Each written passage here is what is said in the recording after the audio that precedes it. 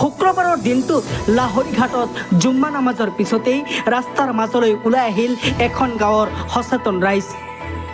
ড্ৰাগছৰ বিৰুদ্ধে প্ৰতিবাদ কৰি ওলাই আহিল লাহৰীঘাটৰ ঢিঙৰাটি গাঁৱৰ শতাধিক ৰাইজ। দীৰ্ঘদিন ধৰি লাহৰীঘাটৰ ঢিঙৰাটি গাঁৱত ড্ৰাগছ সৰবৰাহকাৰী আৰু একাংশ ড্ৰাগছ আসক্ত লোকে সৃষ্টি কৰিছে সন্ত্ৰাসৰ। ৰাতি হ'লেই ঘৰৰ ভিতৰৰ পৰা বাহিৰলৈ ওলাবলৈ ভয় কৰে গাঁওখনৰ ৰাইজে।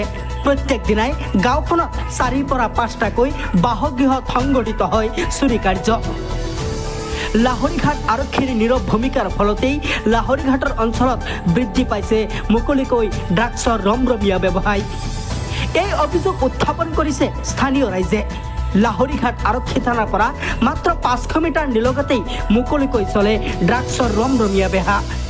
এতিয়া প্ৰশ্ন হয়, লাহৰীঘাট আৰক্ষীয়ে কেতিয়া ড্ৰাগছ সৰবৰাহকাৰীৰ বিৰুদ্ধে ব্যৱস্থা গ্ৰহণ কৰিব? যাক লৈ এতিয়া প্ৰশ্ন উত্থাপন হৈছে লাহৰীঘাটৰ সচেতন ৰাইজৰ মাজত। ইফালে সমগ্ৰ বিষয়টোক লৈ মুখ্যমন্ত্ৰী ডাঙৰীয়াৰ হস্তক্ষেপ বিচাৰিছে স্থানীয় ৰাইজে। ৰাইজৰ হৈ পেলাই অন্তৰত খুব কষ্ট পাইছোঁ, ক'বলৈ লাজো লাগিছে। ইয়াৰ পৰা ক'বলৈ গ'লে নাকৰ তলত আৰক্ষী প্ৰশাসন আৰু ডাঙৰ মুষ্টিমেয় ডাঙৰ আপোনাৰ আৰক্ষী প্ৰশাসনসকল ইয়াত ঘনাই আহি থকা হৈ আছে। কিন্তু ইয়াৰ পিছতো যে কেনেকৈ যে চলিছে, কি চিণ্ডিকেট সোমাই আছে নে ভিতৰত কিবা এটা কুৱেশ্যন মাৰ্ক যেন, এতিয়া আমাৰ ৰাইজৰ মনত এটাহে সন্দেহ হৈছে, ভিতৰত কিবা এটা কুৱেশ্যন মাৰ্ক লাগি আছে নেকি বাৰু? আমাৰ অসমৰ আৰক্ষী প্ৰশাসন, বিশেষকৈ লাহৰীঘাট অঞ্চলৰ আৰক্ষী প্ৰশাসন ক'ৰবাত নহয় ক'ৰবাত বিফল হৈছে নেকি বাৰু? এয়া আমাৰ ৰাইজৰ প্ৰশ্ন। এতিয়া এই প্ৰশ্নৰ উত্তৰ কোনে দিব? মই মাননীয় আমাৰ অসমৰ মুখ্যমন্ত্ৰী ডাঙৰীয়াক মই আহ্বান জনাম যাতে এই ড্ৰাগছৰ বিৰুদ্ধে আমাৰ এই অঞ্চলত চলি অহা পাৰ্টিকুলাৰলি সমাজ এটাক টাৰ্গেটেড কৰি লোৱা, যে এই সমাজখনক কেনেকৈ উঠি যাবলৈ দিয়া নহয় বা এই সমাজৰ নৱপ্ৰজন্মক কেনেকৈ উঠি যাবলৈ দিয়া নহয়, এইটোক টাৰ্গেট যি কৰিছে, এইটোক যাতে একেবাৰে নিপাতৰ পৰা নিপাত্তা কৰি দিয়ে, যাতে এই আমাৰ উজৰাই পেলাই নষ্ট কৰি দিয়ে, এইটো আহ্বান জনাইছোঁ। আৰু এই ৰাইজৰ এটাই দাবী যে ড্ৰাগছ মুক্ত অসম গঢ়ি উঠক, নিচা মুক্ত অসম গঢ়ি উঠক, ছাত্ৰ সমাজ আগুৱাই আহক, ছাত্ৰ সমাজৰ ভৱিষ্যত উজ্জ্বল হওক, আমাৰ দেশখন তেতিয়াহে, আমাৰ অসমখন তেতিয়াহে সোণৰ অসম বুলি গঢ়ি উঠা হ'ব। ড্ৰাগছ বুলি ক'লে গোটেই অসমখনতে আছে, তাৰ মাজত আমাৰ ঢিঙৰাটিখন হৈছে অলপ মানে ব্যতিক্ৰম। তাৰমানে ইয়াত কিছুমান ড্ৰাগছ ব্যৱসায়ী আছে আৰু দীৰ্ঘদিন ধৰি তেখেতে ব্যৱসায়ী চলাই আছে। তাৰপিছত দুই তিনিবাৰকৈ যিবিলাক মানুহ আজি 2-3বাৰকৈ তেওঁলোক জেল হাজততো প্ৰেৰণ কৰিছে, তেওঁলোকে কি কৰে, আহি পেলাই আকৌ সেইটোৱেই কৰে। আমি লক্ষ্য কৰি আছোঁ ৰাইজে। আৰু তেওঁলোকে যদি কেতিয়াবা জেলতো যদি তেওঁলোকক সোমায়, তেতিয়া তেওঁলোকৰ ঘৰৰ মাইকী মানুহে এইবিলাক বিক্ৰী কৰে। তেওঁলোকে এটা মানে এনেকুৱা এটা মানে অৱস্থা লগাইছে যে মানে সাধাৰণ মানুহ কি এইটো গাঁৱত কি থাকিব দিব না নিদিয়ে, এইটো আমাৰ সন্দেহ হৈছে। এইটো যদি আমাৰ এই যে সাধাৰণ ৰাইজবিলাক আজি আমি শংকিত হৈছোঁ, আমাৰ জান মালৰ আজি নিৰাপত্তা নাইকিয়া হৈছে। এনেকুৱা কিবা ৰাতি নাই যে এইটো গাঁৱত 2-4-5টাকৈ চুৰি কাৰ্য হোৱা নাই। এই 5টা-6টাকৈ ল'ৰা আহে চাক, সিহঁতো যেতিয়া এইটো যেনেকৈ আমি গম পাইছোঁ, সিহঁতে যদি এইটো বস্তু খাব নোৱাৰে, তেতিয়া সিহঁতে পাগল হৈ যায়। হয়তো আন্ধাৰৰ সুযোগ লৈ পেলাই এজন সাধাৰণ মানুহ তেওঁলোকে কিবা হয়তো মাৰপিট কৰিব পাৰে বা মাৰি দিবও পাৰে, কিন্তু সিহঁতৰ পইচা লাগে। সিহঁতে একো বুজি নাপায়, সিহঁতে পইচা লাগে। মুঠত কথা পইচা নাথাকিলে কাৰ ঘৰত চুৰি কৰিব, কাক মাৰিব, কাক কি কৰিব, সিহঁতৰ মানে পাগল কুকুৰৰ নিচিনা হৈছে।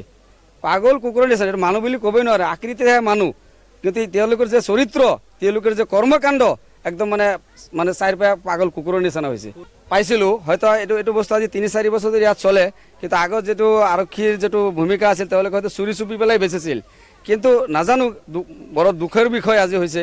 আজি 4-5 মাহ ধৰি এনেকুৱা এটা অৱস্থা হৈছে, তেওঁলোকে যদি মানে ক'ৰবাত নে ক'ৰবাত কিবা এটা আশীৰ্বাদ পালে নেকি বা কোনোবা ডাঙৰ মানুহৰ হাত পালে নেকি, সেইখিনি আমি মানে অনুভৱ কৰি আছোঁ। কাৰণ অপেন যেনেকৈ ফাৰ্মাচীত আমাৰ ডক্টৰবিলাকে মেডিচিন বিক্ৰী কৰে, এনেকুৱা ৰাস্তাত আমি যাব নোৱাৰোঁ। অপেন সিহঁতে কি কৰে, লাইন পাতি পেলাই এই ড্ৰাগছৰ কিবা যে কণ্টেইনাৰ, কিবা আপোনাৰ বেজি লয়, এইবিলাক লৈ আছে। আমি সকলো ৰাইজে পটককৈ কৰিছে। এইটো আমি এটা সাধাৰণ মানুহ হিচাপে এইটো এটা আমাৰ সন্দেহ হয়।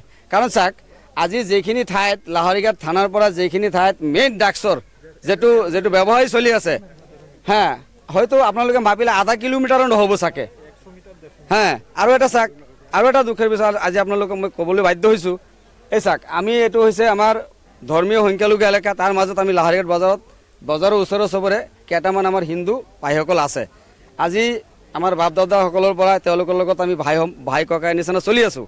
আজি চাওক, ইয়াত এটা শিৱ মন্দিৰ আছে, ইফালে এটা কালী মন্দিৰ আছে। এই দুটা মন্দিৰৰ পৰা যদি জোখে আপোনালোকে বেছিতকৈ বেছি হাতীৰ পৰা 70 মিটাৰমান জাগা হ'ব।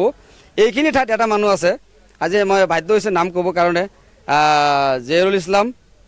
আৰু এই জহিৰুল ইছলাম যিজন মানে মাটিত থাকে, সেই মাটিৰ মালিকখন হৈছে বগলীপাৰা চাৰিআলিৰ হয়, তেওঁৰ নাম হৈছে মালেক। ইতিমধ্যে আমি দুই তিনিদিন আমি কৈছিলোঁ যে আপুনি যিহেতু মাটি আপোনাৰ, ঘৰখন আপুনি বনাইছে, যিহেতু এইবিলাক মানুহৰ তাততো অবৈধ ব্যৱহাৰ চলাইছে ইয়াত, যে আসাম চৰকাৰক আমি মাননীয় মুখ্যমন্ত্ৰীক অনুৰোধ জনাওঁ যে এই ড্ৰাগছ বেপাৰীবিলাক, এইবিলাকক থানা আৰু হাজত দি লাভ নাই, এইবিলাক ডাইৰেক্ট মানে শ্বুট কৰি দিব লাগে আৰু তেওঁলোকৰ বাৰী ঘৰ ডাইৰেক্ট উচ্ছেদ কৰি দিব লাগে, ডাইৰেক্ট বুলডোজাৰ চলাই দিব লাগে।